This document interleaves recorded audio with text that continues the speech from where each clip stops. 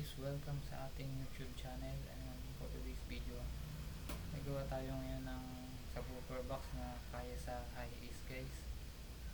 9 inches guys yung height. So ito ay bagay na bagay sa mga underseat na mga kotse, hindi lang high ace.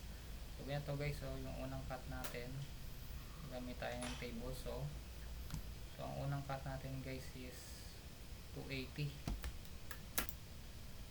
So yan guys, cut na natin to 280.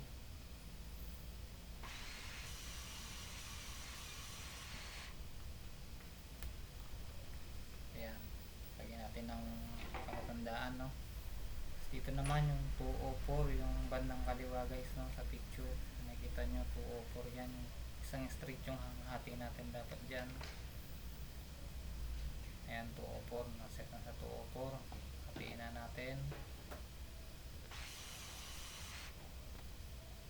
Ayan guys, so yan, okay na silang dalawa guys. So ngayon naman guys, ang hati naman natin ay pa-horizontal naman, no, katulad ng nasa picture. Ayan guys, yung mga sizes pala nito guys, nasa description yung website natin, no, na doon yung malalaman lahat ng size. Andun po lahat yan. So libre lang yan guys, walang bayad yung mga plan natin, no. Ayan guys, ganun din sa kabila guys, no, dalawang putol.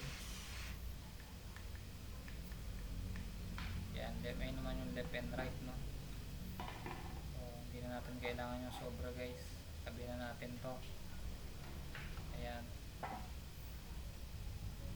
ayan yan, kompleto na guys, top, front, tsaka left and right. So yan, assemble na natin guys, gamit lang tayo ng wood glue saka nail gun. Tapos siguraduhin natin na selyado guys yung bawat tulo, gamit tayo ng wood glue dyan. So yan, pakadali lang guys, oh. Itong speaker box natin na to guys, pwede to guys sa mga under seat. 9 inches nga pala guys, no, yung height nito. So maganda, masukat nyo ng gusto yung ilalim ng nyo bago nyo sundin to. Kailangan masukat nyo mismo yung espasyo dun sa ilalim na upuan guys ng sasakyan nyo. So ganyan lang kasimple guys ang pag-assemble guys. Ayun lang ang ginamit natin.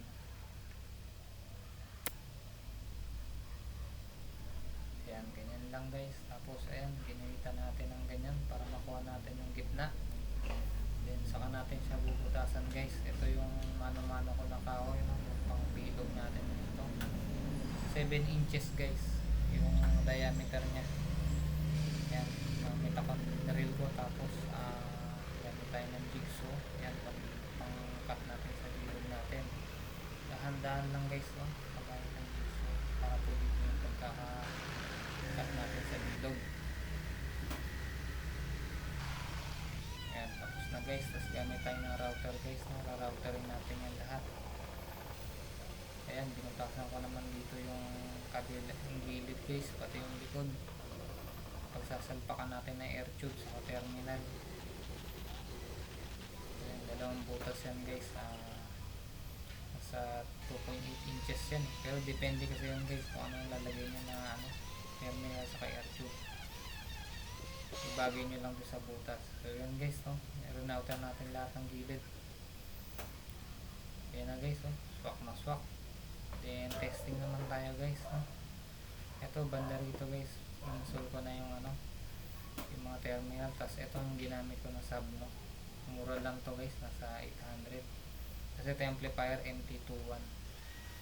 So yan guys, oh, drill ko lang siya na ganyan, no. Tapos ayan, kinabit ko na doon sa S yung subwoofer nya. So yan na guys, sound test na tayo guys, no.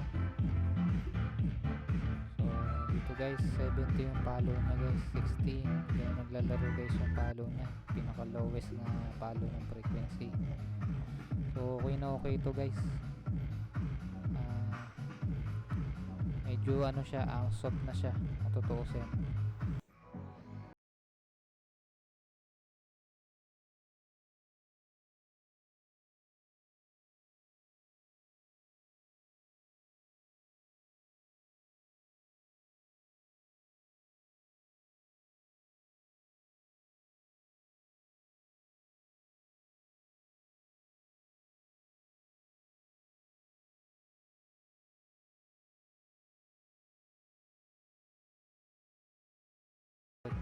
video.